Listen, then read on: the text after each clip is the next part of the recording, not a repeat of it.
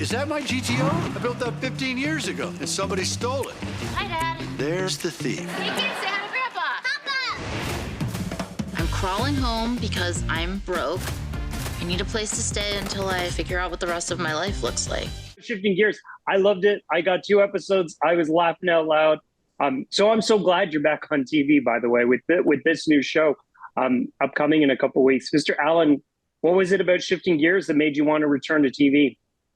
It was just that. They pitched me a long time ago, right before I was doing the Santa Claus for Disney, actually same time. I said, well, I can't do both of these. And Caroline Cassidy from 20th, she and her husband came to see me in Vegas. And he said, you got a big audience here. It was a big sold out show in Vegas. I've been working Mirage, up now it's the Hard Rock. And I'm on the road a lot as a comedian. That's been my life.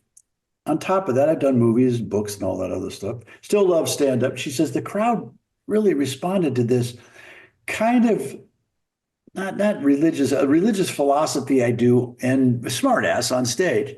And if you were to do another sitcom, and I said, I don't think I want to do that. If you did it, what would you do? And I just said, listen, I've done construction with home improvement. I've done outdoor equipment, which is Outdoor Man, both of which were my pitches. And I said, listen, you add restoration of cars and the people that restore things and don't destroy things. You add a guy that's dealing with the loss of his wife recently. So there's grief involved and a very disconnected relationship with his daughter. You'll soon meet my son, which is in the Navy. That's how it's projected. And I said, let's go there. And if we could get a pilot, and came up with a pilot between a bunch of different writers. And it got real emotional because I said, I've got to deal with the loss of, it can't be a joke. You have to deal with loss. You'll continue to deal with loss. I've always respected the people in my life that have lost, God forbid, a child or a brother and sister or a mother and father or a spouse, and they somehow move on. I'm always amazed, and I wanted to project that. But this guy, love of his life, lost, and he moves on, and he will move on, and he will move on to repair a relationship with a very, very angry, disconnected daughter, Kat Dennings. Brilliant move, casting, brilliant person. I really, everything just kept falling into place. You know, and the cast we've gotten has just been, it's like we've been working together for 20 years. It's just been a blessing. And at this age, as I keep some of my family go, why are you doing this? I get into 12-hour days again, and I go, I'm not sure what I was thinking. There's a moment on set that I'm so happy and blessed and grateful that this crew that's still alive from Home Improvement, we've picked up some guy as a director. I've got the best of the best. And it's all to project this content on a linear format back in the day, network television, live. It's like fresh produce. It's so different than streaming. My experience with Santa Claus taught me that. Santa Claus, the series anyway. This is so fresh. Whatever you see starting January 8th, we have done in the last month and a half. This is fresh produce.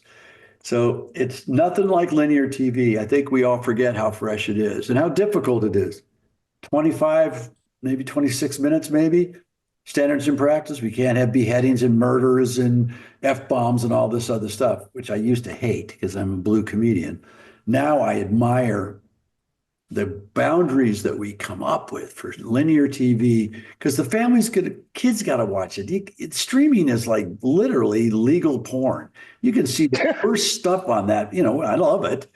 The Boys, you watch that series, The Boys, and I'm looking around the room going, is this okay to watch this?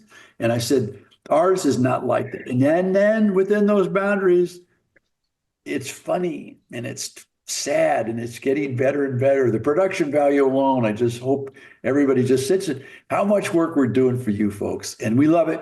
Everybody on set loves what we're doing. You know what, man? Matt has some great little pieces of advice on this show. I can't wait to watch more of them.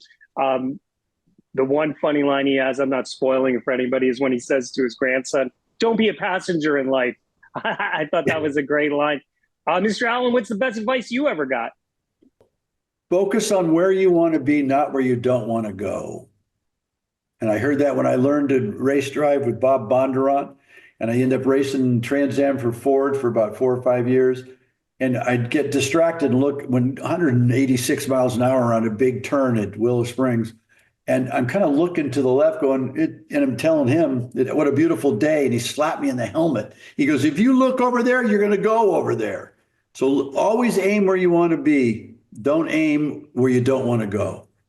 I'm crawling home because I'm broke. I need a place to stay until I figure out what the rest of my life looks like. So, a couple of days.